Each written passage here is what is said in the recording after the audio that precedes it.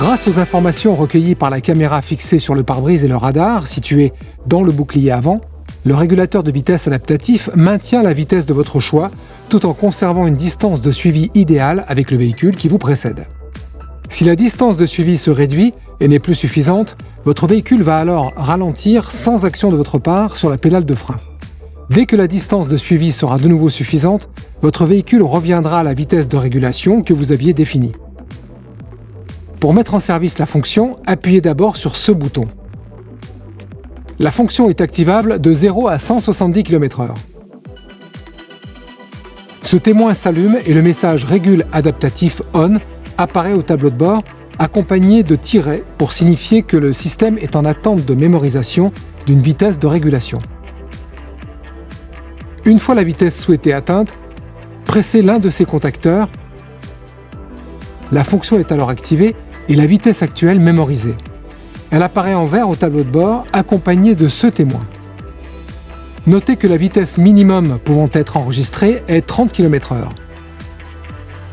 À tout moment, vous pouvez modifier la vitesse de régulation en appuyant successivement sur plus ou moins jusqu'à obtenir la vitesse désirée. Notez que lorsque le régulateur est activé, une distance de suivi est toujours activée par défaut. Elle correspond à un temps de suivi de 2 secondes et s'affiche en vert au tableau de bord. Il est possible de régler la distance de suivi avec le véhicule qui vous précède en appuyant plusieurs fois sur ce contacteur. Les barres de suivi horizontales apparaissant au tableau de bord correspondent à la distance souhaitée.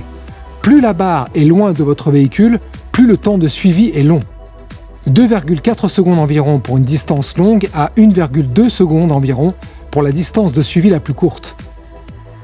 Une fois la vitesse de régulation mémorisée et la régulation de distance activée, votre pied peut être totalement retiré de la pédale d'accélérateur et de la pédale de frein. Cependant, il est fortement conseillé de garder les pieds à proximité des pédales pour être prêt à intervenir en cas de nécessité. Si la caméra et le radar détectent un véhicule devant vous, celui-ci apparaîtra sur le tableau de bord.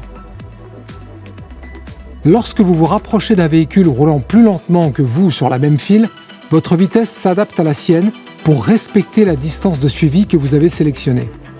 Si le véhicule qui vous précède accélère, votre véhicule accélère aussi jusqu'à atteindre à nouveau la vitesse de régulation choisie. Le régulateur adaptatif Stop & Go est une véritable assistance à la conduite dans les embouteillages. Lorsque le véhicule devant vous décélère et s'arrête pour ensuite repartir, votre véhicule est capable d'en faire autant, sans action de votre part sur les pédales. Si le véhicule devant vous redémarre en moins de 3 secondes, votre véhicule redémarre automatiquement.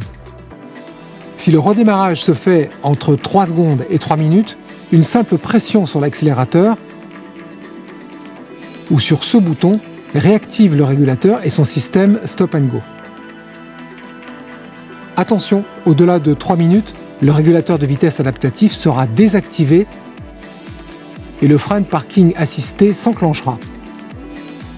Il vous faudra alors redémarrer la fonction.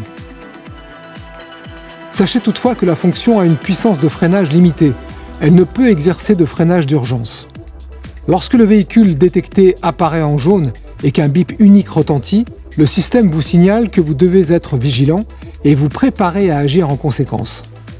Si ce visuel accompagné d'un bip continu apparaît, vous devez immédiatement réagir pour éviter le risque, car le régulateur adaptatif n'est pas en mesure de freiner suffisamment pour l'éviter.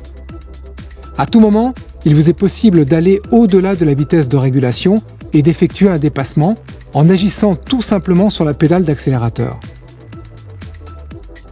Notez que le fait d'activer le clignotant réduit temporairement la distance de suivi enregistrée et augmente l'accélération de votre véhicule pour faciliter votre dépassement. Durant le temps du dépassement, la vitesse de régulation s'affiche en rouge et clignote au tableau de bord. Si votre distance avec le véhicule qui vous précède est inférieure à celle que vous avez sélectionnée, la fonction contrôle de distance n'est plus assurée et la barre de suivi clignote au tableau de bord. Une fois le dépassement réalisé, relâchez naturellement la pédale d'accélérateur pour que la régulation de vitesse et de distance reprenne automatiquement. Le système peut être mis en veille en agissant sur la pédale de frein ou bien en pressant ce contacteur. La vitesse de régulation et la distance de suivi sont alors mémorisées.